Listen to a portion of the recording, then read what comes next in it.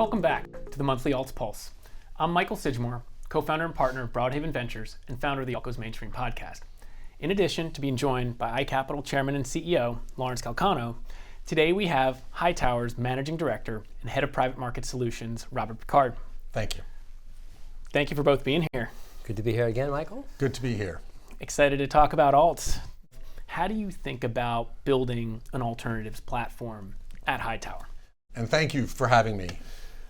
Hightower right now is a community of 140 separate advisor businesses, and we manage about $150 billion of wealth management assets. And I, of course, work on the private market solutions team, and we provide solutions to those teams. Now, first of all, just let's put this perspective in context. The average billionaire and the average university endowment currently allocate typically more than 50%, 50%, to private markets. On the other hand, the individual investor is less than 5%. So we're really taking advantage of the leveling of the playing field. And we want individual investors to have access to some of those same solutions that the average billionaire has. Imitation is the best form of flattery, and I think it's important to have that. Now, we also have to take into account the fact that there's been a significant sea change. The three of us have benefited from a 30-year bull run. And basically, in 2022, that was a year where both public equity and public fixed income lost 20% and 10% respectively. And what we've now seen, in part thanks to iCapital, we've been able to establish data going back 1 year, 3 year, 5 years, 10 years, and 30 years, which demonstrate that having similar allocations to private markets, whether it be 20% or 30%, you have much better risk-adjusted returns. And that's really where we see this incredible opportunity developing. And to frame it to our advisor businesses, to our advisors, we typically will say, we're not saying get rid of your public equity and public fixed income. That is the core of your portfolio. That's what's liquid, and that's what you're comfortable with, and that's efficient. We look at private markets as simply complementing your public equity. So private equity complements public equity, and your private real estate complement your public fixed income. So I think that's a great jumping off point to Lawrence. When you hear Robert talk about leveling the playing field, enabling more investors to get access to alts, how do you think about operationalizing that from a technology platform, helping firm like Hightower you've worked with do that? Well, I think it's really critical when Robert talks about the delta between sub 5% and maybe not 50%, but 30%. Just think about the dollars that are involved in that. It's a very significant shift of dollars. And like with any other complex workflow, you need technology to help make that happen seamlessly. We've always thought that this business at 3%, 5%, 50% starts and stops at the advisor's desktop.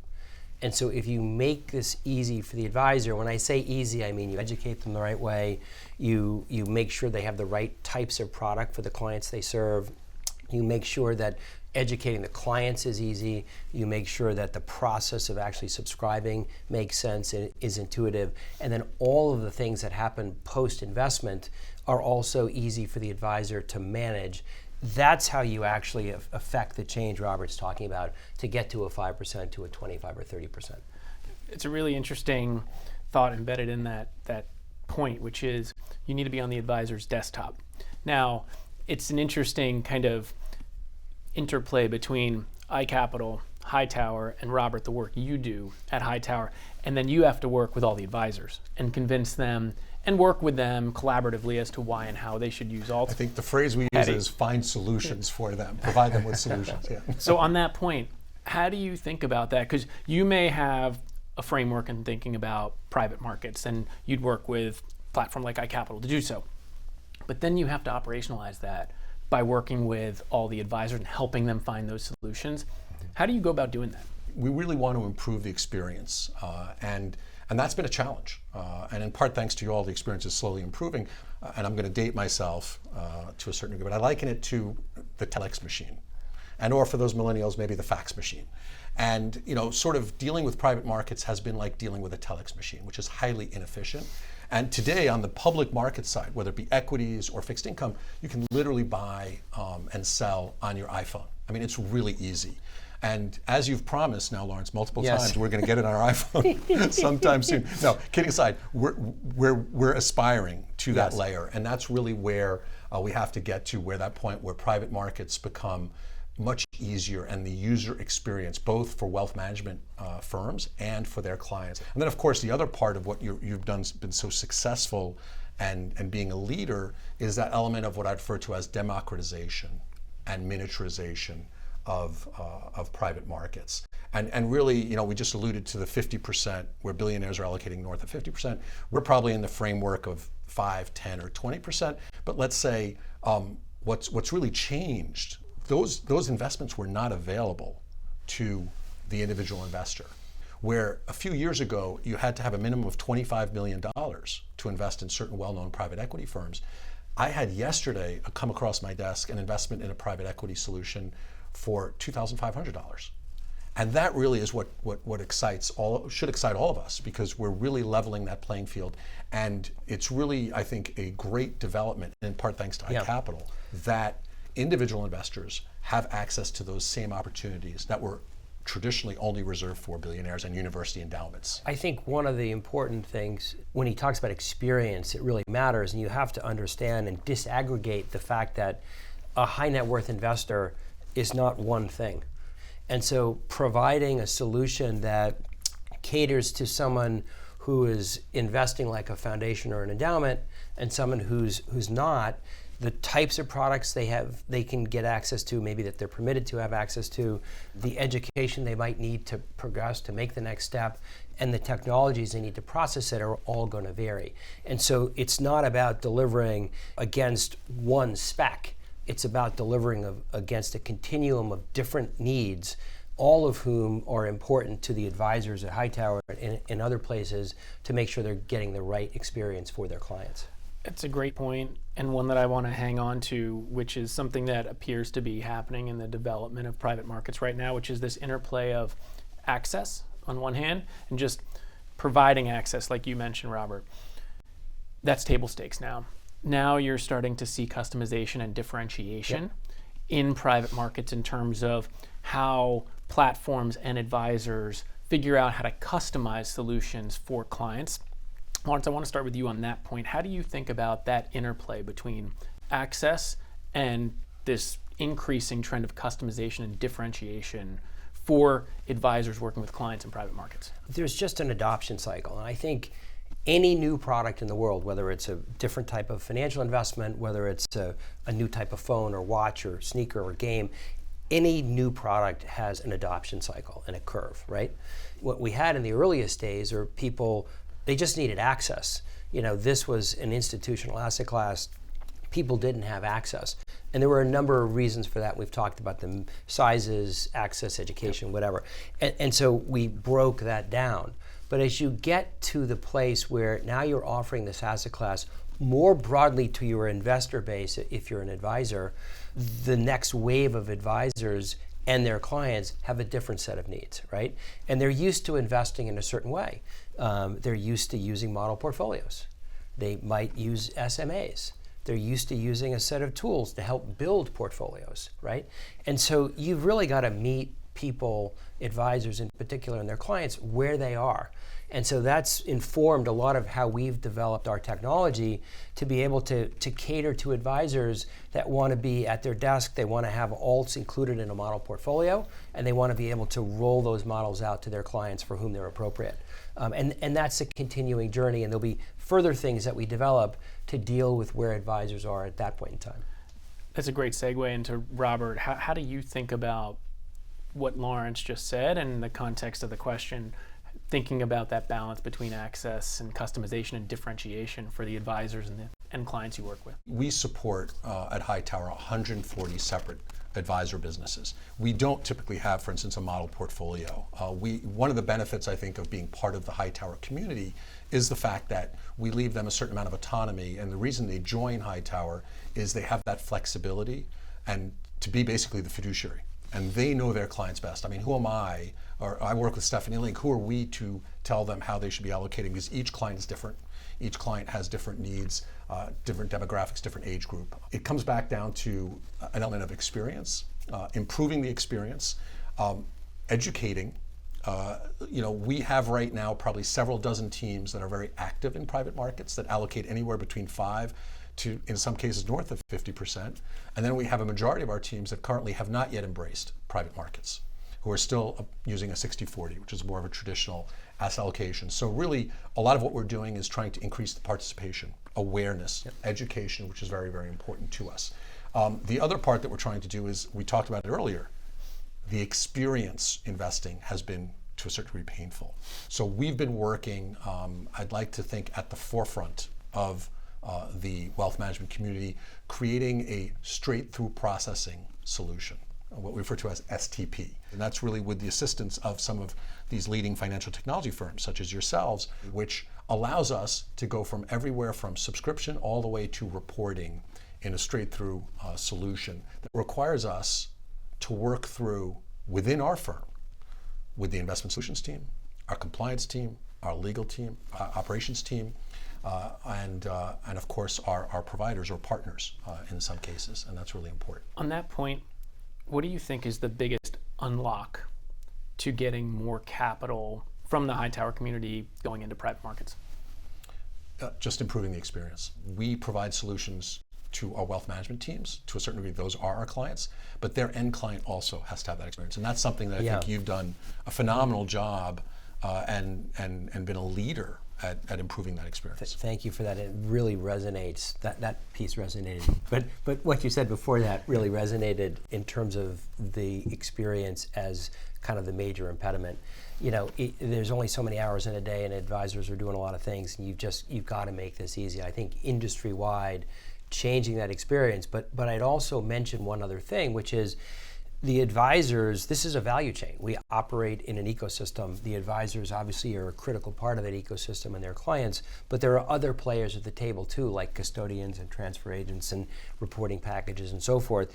And when you listen to the STP, the straight-through processing story that Robert talked about, that means that we and they have to embrace the others who are important in this chain and make sure that our systems are speaking together, and all of those players being on the same page all contribute to the type of experience the advisor has. So this is not just about two firms getting together and figuring out amongst ourselves. We've got to make sure we're including all the other players who are important to this industry. And it's probably worthwhile to add that there may be some players who shall remain nameless who haven't quite plugged into yet that straight-through processing element, and makes it a challenge for firms to work together. But if there is one major pain point that's on your mind right now, if this was solved in private markets, how much that would impact the space? Well, I've got views on this, yes. But I'd say the first one, without mentioning names, I think the custodial experience. A lot of our teams are very dependent on their custodians, and that, to us at least, has been a real challenge, and we continue to target that. Now, I'm very hopeful. But again, our success can't be based on hope. But I think the smart people are talking to the right people, and we'll hopefully get that fixed over the coming years. Lawrence? Yeah, and I would say it's also administrators and transfer agents, right? Because you've got investment decisions that get made, and then importantly, you've got all the things that happen after. And how easy is it to get reporting information? How easy is it to make a capital call, et cetera? And I think getting that whole ecosystem together and operating in an efficient manner. This is why we've talked about the use of the distributed ledger as a way to help get everyone on the same page. Right now, there are a series of what I'll describe as just redundant activities that take place at almost every part of the chain, where people are just checking data that is being checked in the next place and the next place and so forth. And so how do we change the paradigm and the data ecosystem? One of the reasons we bought Mirador, and one of the reasons we're launching this big DLT project, is because we want to try to help solve the data piece in addition to the technology or functional piece that we've been talking about, because both pieces contribute to the experience that is that gating item. It's a great segue into taking this conversation from the operations and processes to the investing side, and what you're both seeing on the investing side, because those things have to happen in order for the investing side to be unlocked. And also they feed back into the investing side as well. The more data people have and the quicker they're able to get that data, the better they'll be able to understand what to invest into and when to invest into it. I know, Robert, you have some views on private markets in this upcoming vintage. You've talked about it before. What are you most excited about from an investment perspective? How are you thinking about current landscape in private markets from an allocator's view? So I'm very excited. And really it comes down to we're at a transformational moment. First one being, as an example, the Industrial Revolution was 100 years. The service economy was 50 years. Digitization 1.0, the internet, has been 25 years. The only constant in what I just described is not the change itself, but the acceleration of that change. If that's the case, digitization 2.0, which is artificial intelligence, which I'm sure you're embracing to a certain degree, what I think is exciting is digitization 1.0, that's going to be a 10-year phenomenon, which means you have to plant the seeds today. In some cases, for as little as a few $1,000s, you can plant your seeds in the opportunities that are going to basically bear fruit over the coming years. Today, we have 4,000 community banks. We're dealing with a transformational moment where the capital structure, the lenders are changing. And what's happening most likely is certain community banks, there'll be less going forward, probably 4,000 maybe to 2,000 over the coming years. That's going to be picked up by private credit managers. And it's one of the reasons that Howard Marks and others talk about this sea change. We're entering into what I refer to as almost the golden era of credit. And there's huge opportunities because of these transformational moments. Same, I talked about artificial intelligence, robotics, automation relating to manufacturing, data centers relating to all the technology that's needed with AI and all that demand that's being used up by iCapital to generate, to do all the reporting in an accurate, consistent, and efficient way. Now, kidding aside, that's the opportunity. So vintage 2024, 2025, I believe is going to be some of the best vintages we've seen in years, probably since the global financial crisis. That's a great jumping off point to Lawrence. You obviously see so many different funds, you interact with so many different advisors and platforms. When you think about what Robert said about the investment outlook, how do you think about that, taking in all the knowledge and data that you have from the platform? Sure. Look, I agree with what Robert said. I would just sort of extrapolate broadly and just make the comment that the private markets are playing a more profound role in the economy, right? He talked about private credit, what's happening in the banking industry, and therefore the role of private credit. Larry Fink has talked a lot in his most recent letter about the importance of the private markets with respect to infrastructure investments, of which that is a global need, right? And so looking at how private markets play a role in the credit markets, in the infrastructure markets, and obviously in the equity markets, the private markets broadly are in a profound place to, I think, influence global economic development as a result of the role they play. There'll always be ebbs and flows. Last year was a very credit-intensive perspective, and that's a function of the fact that people had more of a risk-off mindset. And in a risk-off mindset, if you can get double-digit return, which a lot of the private credit funds were returning, right? You had a nice spread to SOFR, and that was getting you to 10% given what happened with interest rates. So private credit was very attractive. We're seeing an increase in the interest again in private equity and infrastructure as well. So, you'll always, like with other markets, you'll see sort of the cycles of which strategies make most sense for clients. But overall, the impact of the private markets on global economic development, I think, is profound and quite important. I think we can't underestimate, A, the rate of change that is happening, but B, the impact that private markets is having on that change. I want to shift to the other side of this. Is people talk about the excitement in private markets, as we've discussed, and we certainly can't get away from that because it feels like it is only going in one direction. But I do want to, you both are thoughtful and measured in your approach to how you think about private markets as well. So I'd be remiss not to ask about what worries you most about private markets at this stage, because we've gotten through the access point. People now have access. It's been unlocked. It's exciting, but there's also questions and challenges. So I'd love to hear from both of your perspectives what you feel is worrying you or on your mind when it comes to doing private markets in a measured way. Well, I come at this, I'm typically a skeptic. So I've been doing due diligence now for over 30 years on some of the best active money managers in the world, that people be aware of the fact that yes, private markets complement your public market investment, and they will provide better and improved risk-adjusted returns, provided you select the right managers. How do you think about that? I worry about something probably a little more systemic, and I think Robert hit on this as well, which is just people doing things when they're ready to do it. And when I say that, I mean when they actually understand what they're doing, right? There's always a temptation when lots of people are talking about a certain kind of investment or a certain opportunity, there's a FOMO that exists out there, and people just don't want to be the only one at the club. What's FOMO? What? Just kidding. Fear of missing out, my friend. I know, teasing. Robert has some FOMO. I'm very impressed with your knowledge of the lingo today. It's very good. And I saw this in the internet back in the mid to late 90s, where people were afraid to miss out on internet stocks, and they started piling money in into companies they didn't really understand. And I think that's a cautionary tale. And as we think about how these products roll out, all of us need to collectively work together from an educational standpoint and a suitability standpoint, and make sure that we bring products to advisors who understand the products and clients for whom they're suitable and who also understand the products.